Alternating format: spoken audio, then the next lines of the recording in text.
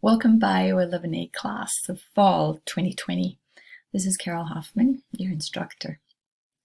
We start out by thinking about why we want to study biology. I know you have to take this class that has a lab, an online lab, but why are we interested in biology? I wanted to first show you all the different careers that are available at UCSC, which is our university right close here. And in those fields, those majors within that field of biology are many. So we have biochemistry, bioengineering, ecology and evolution, environmental studies, human biology, marine biology, molecular and cell and developmental biology, and then pre-med, bioinformatics. So such a huge variety of branches in this world of biology. So what we're going to touch on really is our book is called Biology, the Essentials, because we're going to just touch on small aspects of these different fields.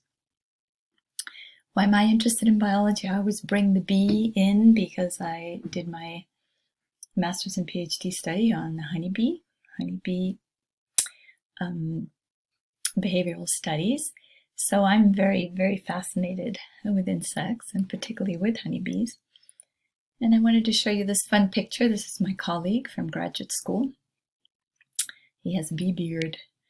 And we did this bee beard. How do we do that? How do you get a beard on Kirk? This guy doesn't have a beard ordinarily. He has a mustache, but he was shaven. So the trick here, I'll have to give it away, is to put the pheromone of the queen somehow on his chin. So how do you do that? Somehow on his chin. The way we did it was by caging a queen in a container that has a screen on it, so the worker bees can sense that she's close by. And we get that little screen that has the queen in it and tie it on his chin, tie it to the back of his head. And pretty soon, all the bees from that particular colony will come and protect their queen. And they're very docile. They'll just hang around, and we could sort of push it away from his eyes, push the bees away from his eyes and from his mouth, and they wouldn't sting us. I was standing partly behind. So we did lots of fun things with honeybees. When you're a grad student, you do a lot of crazy things. Why is biology so important today?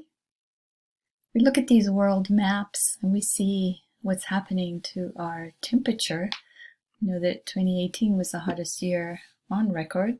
2019 was very close. 2015 was hotter than the previous years, so it's just gotten hotter and hotter as time goes by. And we know that the last 5 years have been the hottest on record. Everything that you do is related to biology today. Everything that you plan, everything that you think about is based in biology. This is, affecting weather patterns, habitats, ecosystems. Our organisms are changing because of these weather patterns that are changing. We've just gone through fire here. There have been horrible fires in Australia and California. We're starting to get them every year.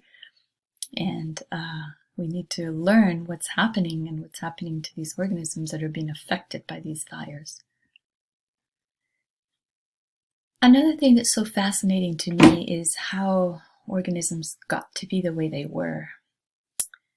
And camouflage is one of those remarkable things.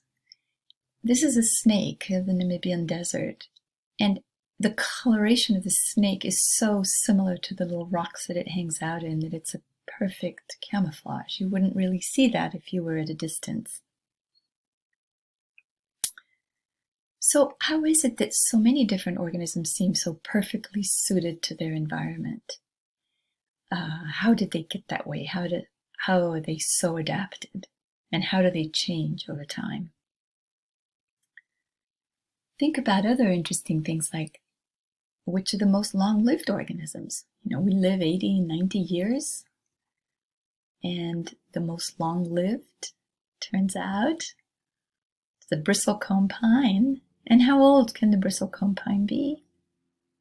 about 5,000 years old. Some of these trees are not even that tall, but they're very, very old.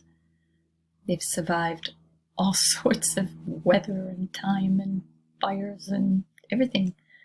And there they are, very old organisms. It's an example of one that's just 5 meters tall. They're actually clones of each other in that vicinity. Redwoods are that way too. We'll learn more about that later. In Nicene Marks, there was an advocate tree that was about 1,000 years old. It was one of the ones that didn't get chopped down while they were cutting down these forests. And it recently fell, but it is still possible to see it, and people are walking on it actually. And it's just amazing to see these giants that were, while living 1,000 years old. Let's think about how the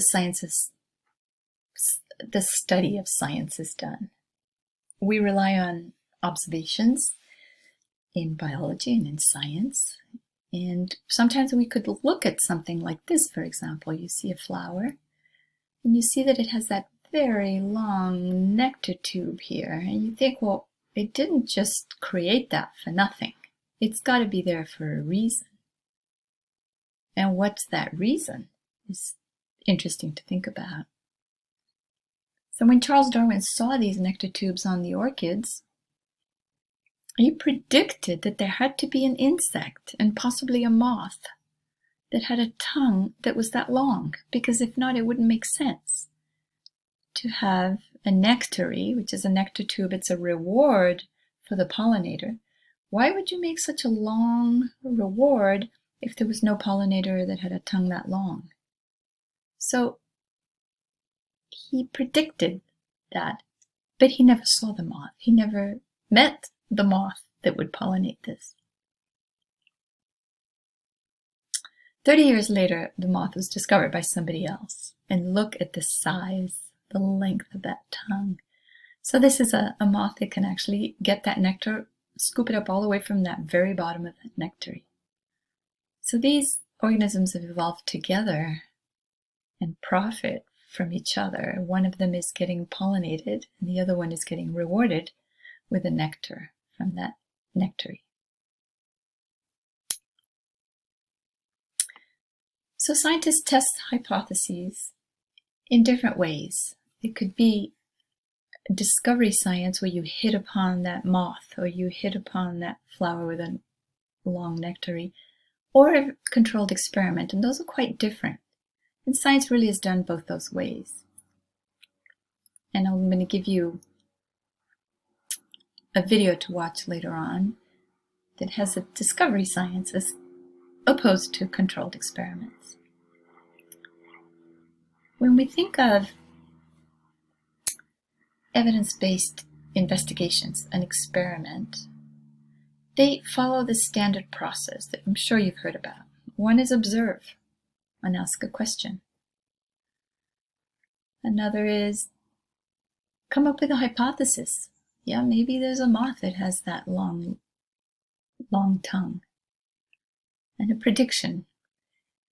And then you would start collecting data. Maybe you would sit there and watch and see what organisms were coming and what the length of those tongues were. And you would have analysis and a peer review where other scientists would look at the analysis of your results. And then these studies often get published. So these steps are followed in all these different experiments, and they're followed quite closely. There's a study I want you to read that asks if too much coffee can cause death by a heart attack. And you're going to read that. It's posted on Canvas. And I want to identify what an independent variable is as opposed to a dependent variable, because all these studies will have that. An independent variable is what you're manipulating.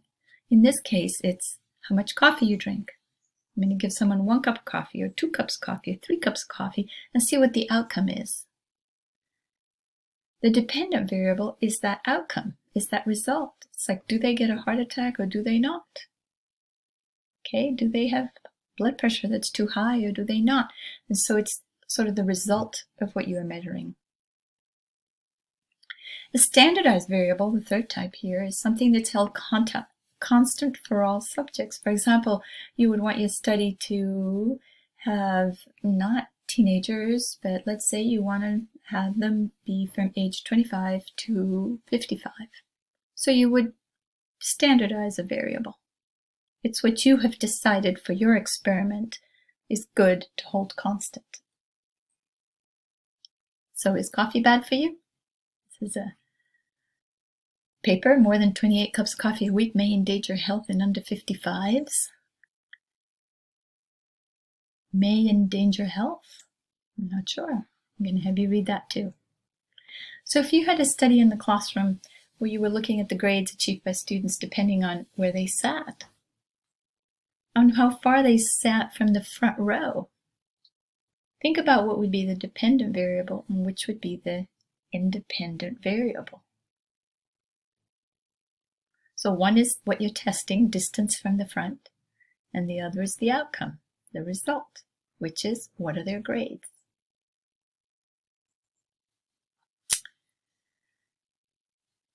This is an interesting piece of data. A survey shows that 80% of Americans support mandatory labeling of all foods that contain DNA. Does this make any sense at all? Don't all living things contain DNA? Your cucumber that you eat, and the lettuce, and the rice, and the beans? Yet, 80% of Americans think that you should say this product contains DNA. We need to learn more science. There's a film I want you to see, Chasing Ice, and I've posted it for you. It's a film on the receding glaciers, and then you will comment on that to other students. I'm not going to say more about that right now. So that's the end of this first lecture, and welcome to BioLemonade.